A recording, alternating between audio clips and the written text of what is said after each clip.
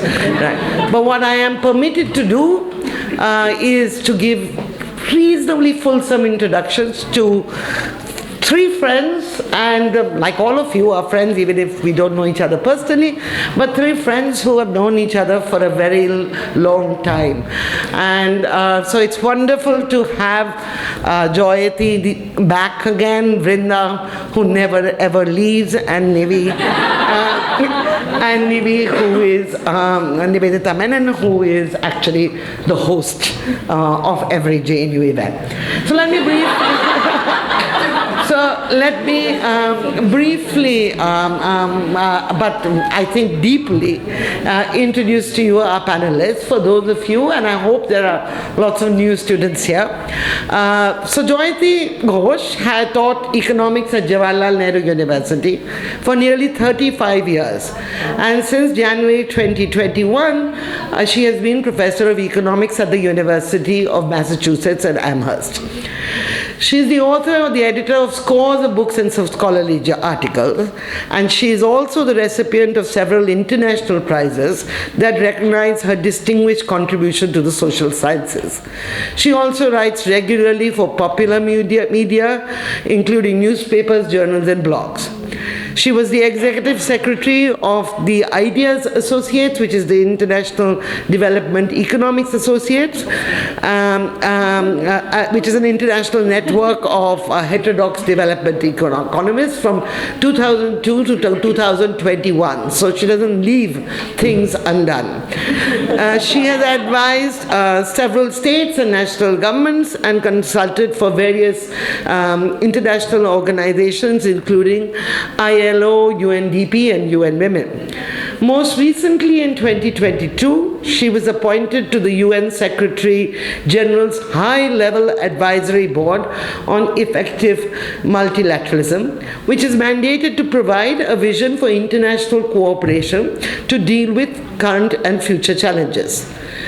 So from those of us who have known her at least part of those 35 years, JNU, I think that it is wonderful that the UN Secretary General will benefit from Jayati's excellent multitasking skills and extraordinary efficiency, but also from her warm, friendly, but always incisive criticism.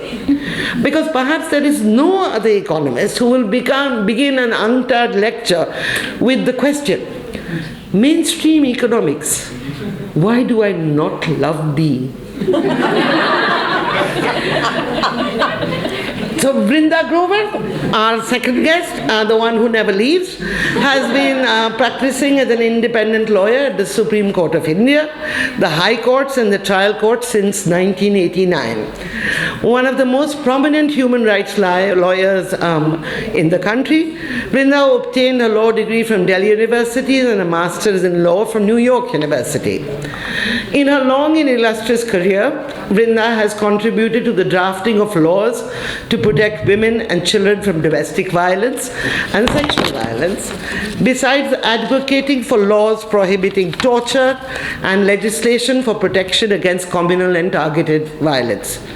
In the courts, she has appeared in prominent human rights cases and represented women and child survivors of domestic and sexual violence, victims and survivors of communal massacres, extrajudicial killings and custodial tortures, sexual minorities, trade unions, and political activists, and journalists. And I think there is perhaps, everybody most probably knows somebody whom Vrinda has represented.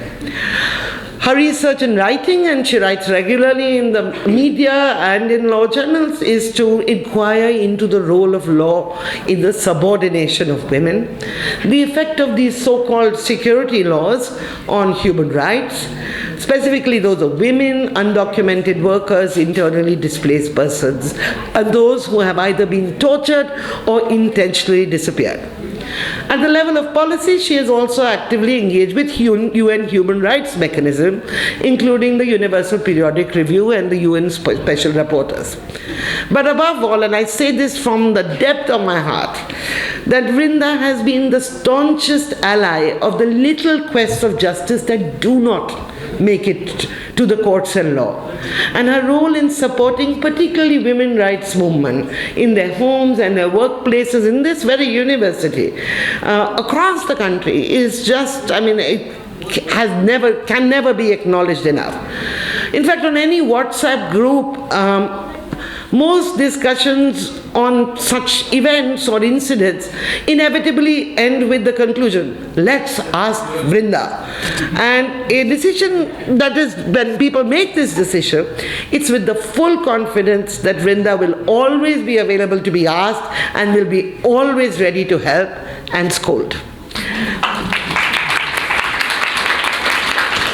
Finally, Nivedita Menon is professor at the Center for Comparative Politics and Political Theory at the School of International Studies. Again, a very iconic scholar. She is, apart from research papers in Indian and international journals, as well as edited books, she is the author of, and who would ever say this about a book written by an academic, the best-selling Seeing Like a Feminist, which is 2012, and I think has been translated into what? How many languages? Just 4, sorry.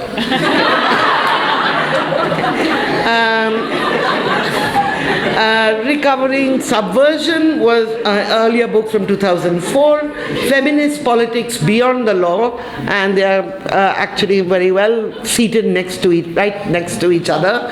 So the law and the beyond the lawyer, and Power and Contestation, which is India after 1989, which is co-written with Adda. Nivi is also a regular commentator on contemporary issues on this collective blog, Kafila Online, which many of you would see. She's one of the founders and is active in democratic politics in India on a range of issues. She is also a translator of fiction and non-fiction from Indian Malayalam into English and from Malayalam into Hindi, and has received the A.K. Ramanujan Award for Translation. Nivi's iconic status as India's leading feminist thinker often masks what all of her students and friends admire Nivi the most for: the fearless independence of her thought and her relentless engagement with different kinds of views. It is from Nivi that I think many of us have learned that it is not enough to hold an opinion. That opinion must be stated, it must be defended, and it can be changed. In her reminders that the job of academics and of the university is to strive towards a world in which all the hierarchies that divide us are erased forever, Nivi is simply an inspiration. So welcome Nivi as the host. Okay, so without further ado, the format is this, and we know that there will be a lot of questions, so I do not intend to speak very much in terms of questions, but we actually do want to make it a discussion.